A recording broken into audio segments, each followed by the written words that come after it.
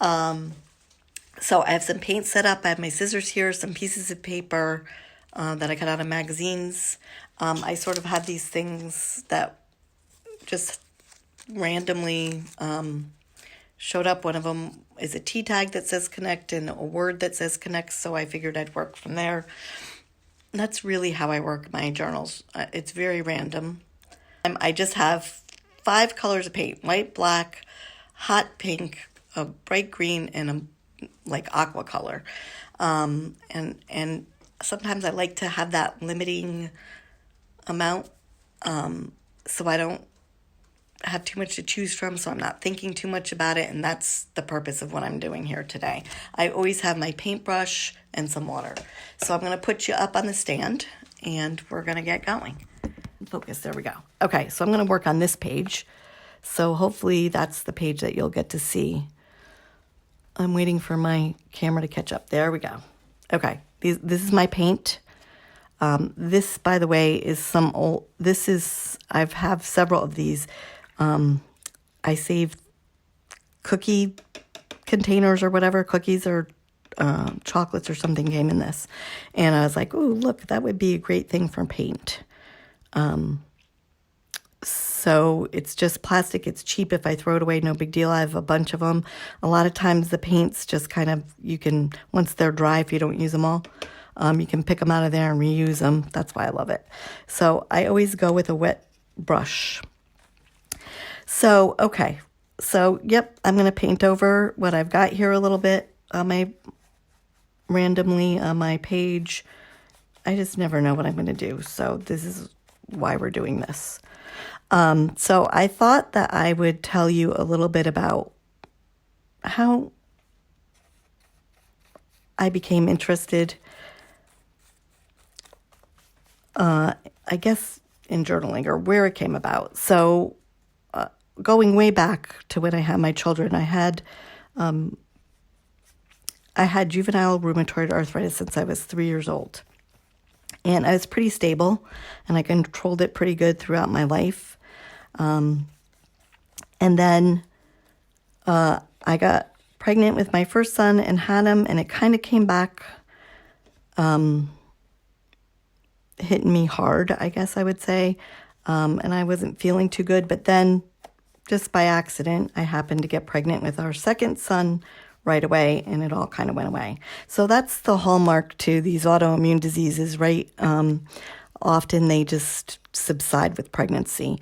But after I gave birth to our second son, his name is Jake, I became really not unhealthy, but I became sick. It's sort of like having the flu, I felt like all the time. It's kind of hard on your body. I had swollen knees. I just wasn't feeling good. And I had been to the doctors. Nothing really, any of the medication. I've always been one of those special cases, of course, that medication really doesn't do too much for me. And I was kind of taking the last possible drug I could possibly take. But I don't know. It just wasn't working. And I went to go to work one day, and I woke up and I had this horrific twitch in my left eye. I mean, it just wouldn't stop twitching. And I had an appointment to go to the doctors. And when I went there, my blood pressure was sky high. So he's like, oh, you have high blood pressure. Oh my gosh. It was like the end of the world to them. But what I didn't realize was I really had a lot of stress. I was taking care of my babies. My husband was working away from home. So it was just me taking care of the 2 kids, trying to get them to daycare.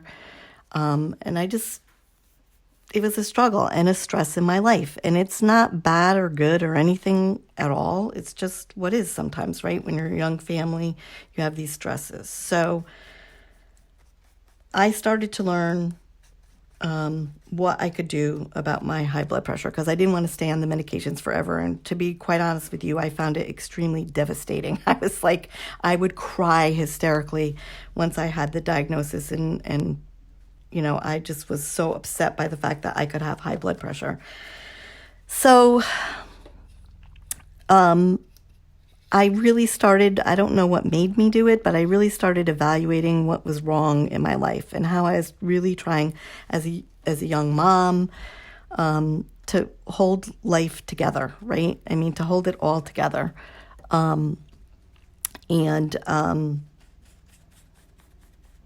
it just began stressing me out. I mean, all of us, I think that's something that none of us really want to admit to, but all of us get that feeling of stress.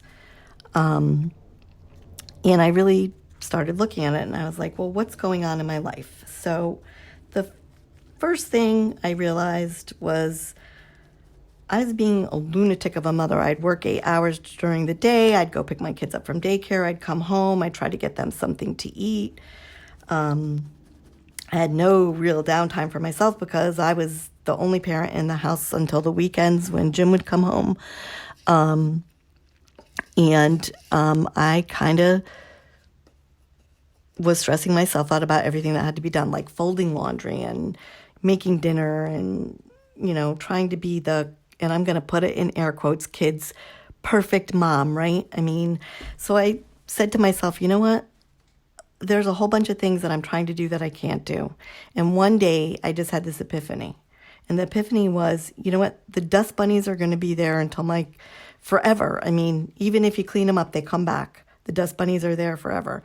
And I'm stressing myself out about folding some damn underwear. I mean, who really cared about my underwear, right? So I started throwing just my underwear in my underwear drawer. I know that's hard to believe that anybody would do that, but I did.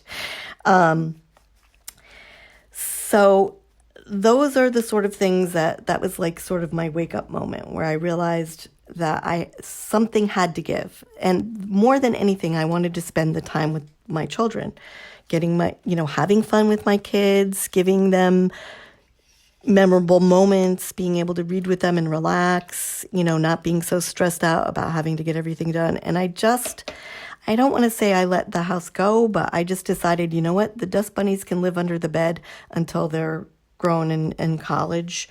And I'm just going to try to have as much fun as I can around with my children. And lo and behold, the twitch in my eyes started to disappear. Now, yes, part of it was the medication, absolutely. But most of it was this idea that I was totally just stressing myself out about everything. And anybody who knows anything about autoimmune disease, stress is the absolute worst thing we can do for autoimmune. It's killer, right? So I'm just showing you this. This is a piece of cardboard that came out of something that I saved. I'm going to use it to make a border. And I'm just going to do this.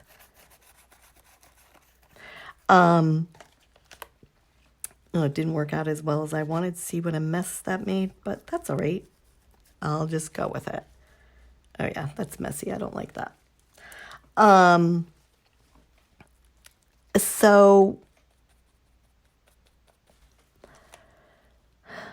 let's see, where was I in my story? I'm going to change to a different kind of brush. Hang on. So once I started really thinking about that, I started thinking about what is stressing me out so much. And it was really my need to be this perfectionist, this super mom, make good food for the kids for school. And, if they had birthday parties, make everything from scratch. I suddenly realized no one really cared about the everything from scratch that much. So I slowly but surely was able to give up some of my perfectionist tendencies. And I started doing things for myself. And this idea of journaling was just one such thing. On top of that, I started doing some meditation.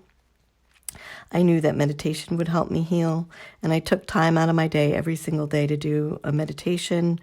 And it was a meditation done by Bernie Siegel, if I recall. He was a man who wrote something called Love, Medicine, and Miracles.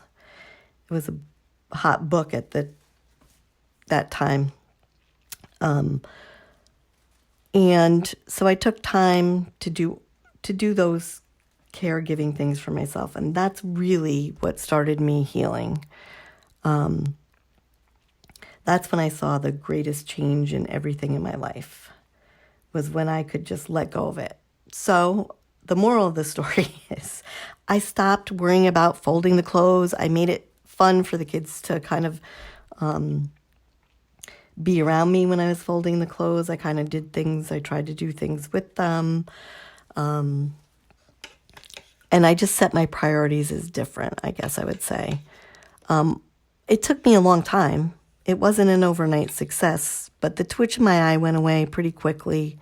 And shortly after that, I quit my job, which was not helping me, I'm sure. But Jim was traveling a lot, and it just seemed to be the thing that we needed was me to stay home with the boys. So we decided to do that. And slowly but surely, I took this approach to life that not everything was going to be perfect, that I'm not Martha Stewart. How ironic, I'm painting with her paints today, right? I'm not Martha Stewart as much as I wanted to be. And I had to let go.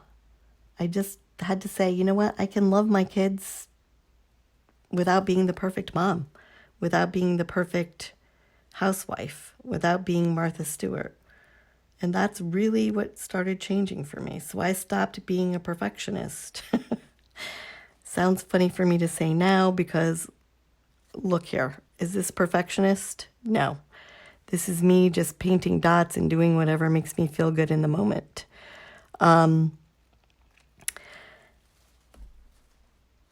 So my advice is, especially if you have young children, right, is to enjoy them while you can, but just in life to kind of let go of the need to be perfect about everything. That's not why we're here, just in case you think it is. We are not here to be perfect in our life. I mean, we're here to be good and loving, but not perfect. I don't think it's something that I think it's something we put on ourselves, and it's not something that's really expected of us in any particular way. I think we think everybody wants us to be good and perfect, but there's so much that just can't be. No matter what you do, nothing is ever as perfect as you want it to be. You can be searching for this perfection for your entire life. You'll never get there. Trust me, you'll never get there. It will never happen. So in the moment, what's your perfection? In the moment, what is it that you're good at that you want to spend time on? Or where do you want to spend your time? Are you good at playing an instrument? You want to spend more time there, especially now that we have time for these things, right? Are you good at gardening and you really want to be outside gardening? Would you rather be playing in a sandbox or in the water? Or would you rather be playing with your dog maybe outside? I know those things have much more meaning to me. So I just invite you to take some time to think about what is it that you want to do, and what is it about your perfection? Do you have those tendencies? Maybe you don't have those tendencies. Maybe it's something else for you. It was only recently that I realized how addicted I really kind of was to food, and not in terms of like I ate nonstop, just addicted to thinking that I had to think about breakfast, lunch, and dinner constantly. And it was not until the moment that I gave up my breakfast, which sounds crazy, but I suddenly realized that I never really liked eating breakfast. It was never my thing. So I gave up breakfast, and I lost some weight by doing that. I know there's people that will be like, oh no, breakfast is the most important meal of the day, but it's just my metabolism is the kind of maybe metabolism that didn't need breakfast every day. So I eat breakfast kind of when we go away. I'll eat breakfast out if we have bacon and eggs, if we go to some restaurant like that, whatever. But I realize that, you know, you don't have to eat all these meals that you think you have to eat. There's plenty of people that eat one meal a day. Now, I haven't gotten there yet. I don't know that I ever will because, I don't know, I'm kind of enjoying eating my lunches. But it's just something to consider. It's something to think about, right? Going forward. I'm going to kind of let this dry for a little while. So, what are the things that maybe you're not aware of that you think might be the most important things or the ends of the world in some way if you don't do it or have it or be it, that you could maybe give up for a little more free time with yourself?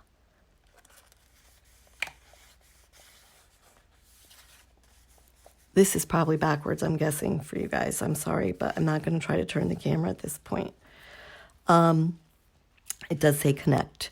So what are I guess my point is you need to question if you're feeling stressed or anxious.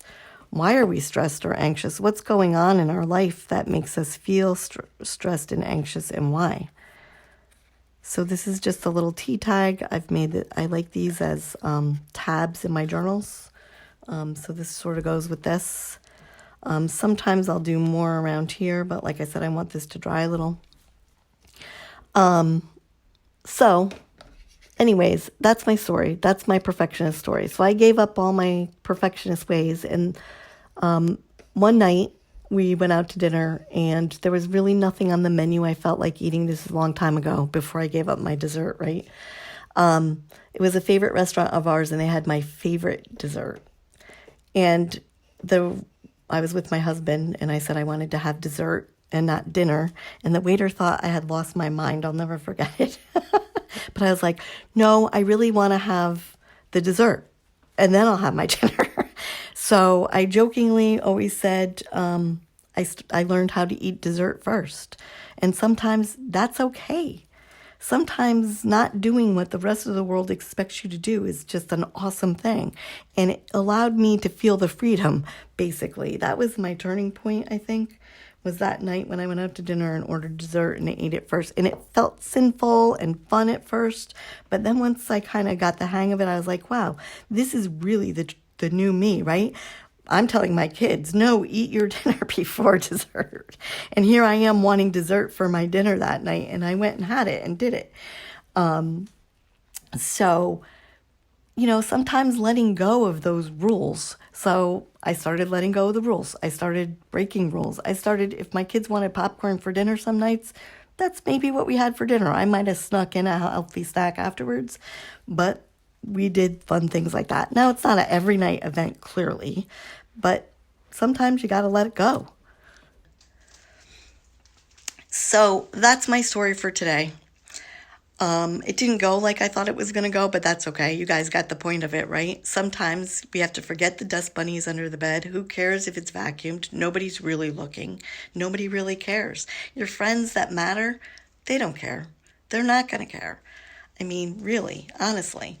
I don't care when I go to my friend's house and their house is a disaster, or their dining room table is loaded with who knows what. Fun stuff they were doing with their kids or toys or whatever it is. Nobody cares. Enjoy your life. Do things that are breaking rules and have some fun for yourself. Those are my suggestions. That's what matters, is that we get to connect with each other. Go this way. So there's my page. No big deal, right? I just happen to like the colors. It's about connection. It's about us connecting. I'm backwards, so forgive me.